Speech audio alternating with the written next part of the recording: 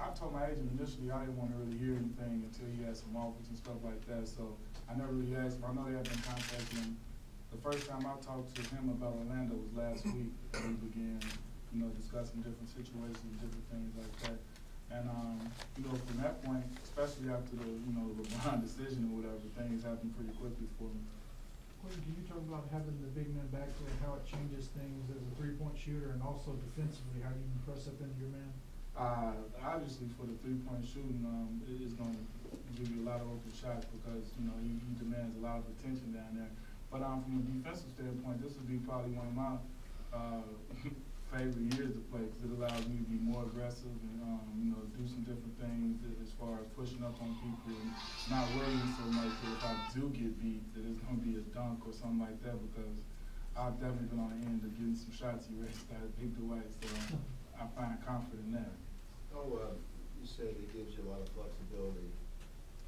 Exactly what does that mean? You play small forward and shooting guard, and how does that affect Matt Barnes and JJ? Well, that's part of the flexibility. Actually, both of those things. That if he can play both positions, both wing spots, that's a good thing to have.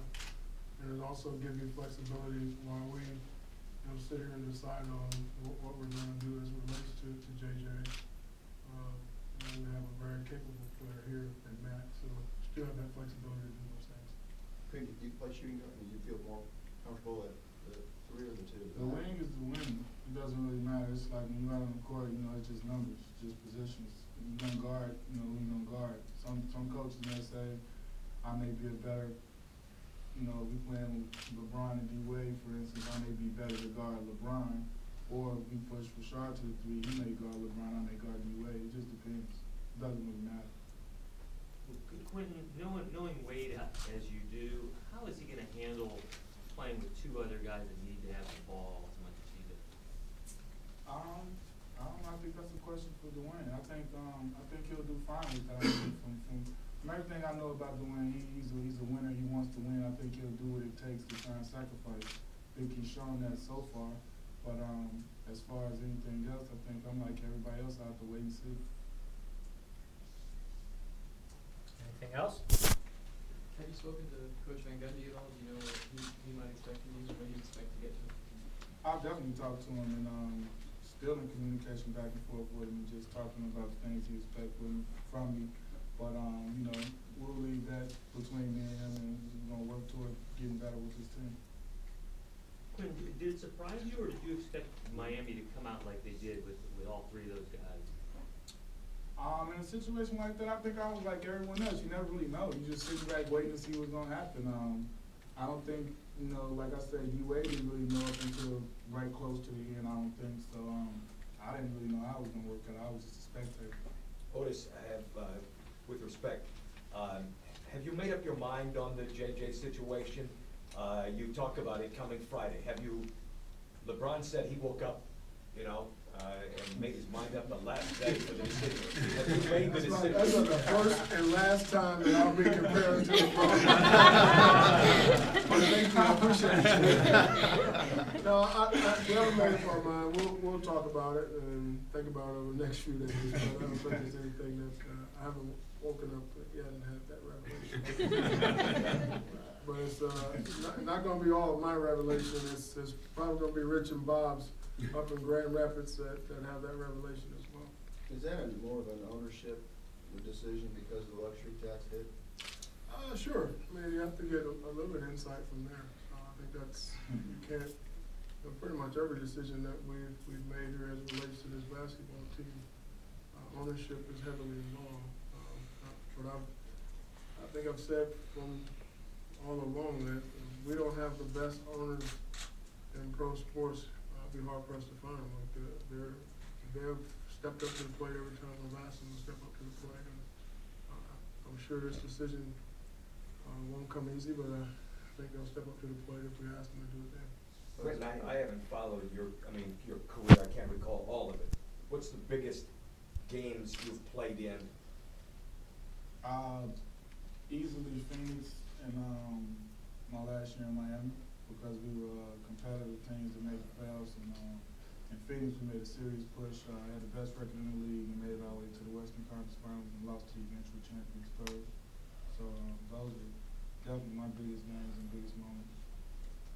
And that drives you to want to get back to that status, right? Definitely. I think the fact that I was in Phoenix and we did as well as we did, then I left Phoenix and didn't sniff the playoffs for like the next 3 or 4 years, and then last year being back, that's a feeling I don't want to lose. I want to be there every year. Otis, is it fair to say that during this time before Friday, the JJ thing, that you have to look at other things,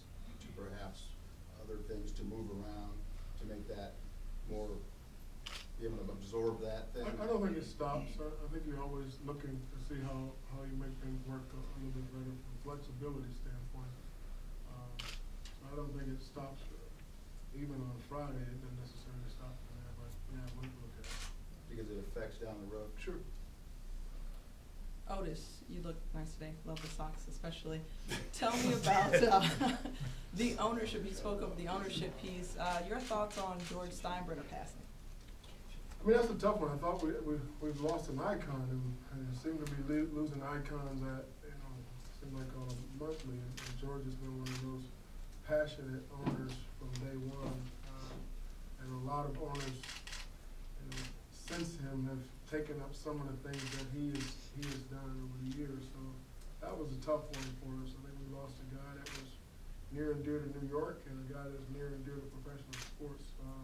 You can either like him or love him. You can't question his passion about the Yankees ever. Quentin, would you consider Miami the favorite in the East now? Possibly on paper, but I mean, I know 29 of the teams going to training camp gearing up to go fight with them. So, as we know, anything can happen in the NBA season. I know when I go strap up against them, I'm not going to play them like they're the favorite. I'm going to play them like they're human beings and men just like me. And they can be beat too. Quentin, what have you thought about when you played against Dwight Howard? Your thoughts on him as an opponent? I just know the thought process when you're going to the hole. You're always watching and looking for him, and he's in the back of your mind. So it's not like when you're playing against people that aren't him. You're not as aware of where they are, or you don't really may not care as much of where they are as opposed to him, because he comes from seemingly anywhere and gets it from anywhere. So I mean, I know just that right there gives me more comfort of having to guard a LeBron or a D Wade and knowing I can really push him to him. And I got the Terminator back there ready to do something.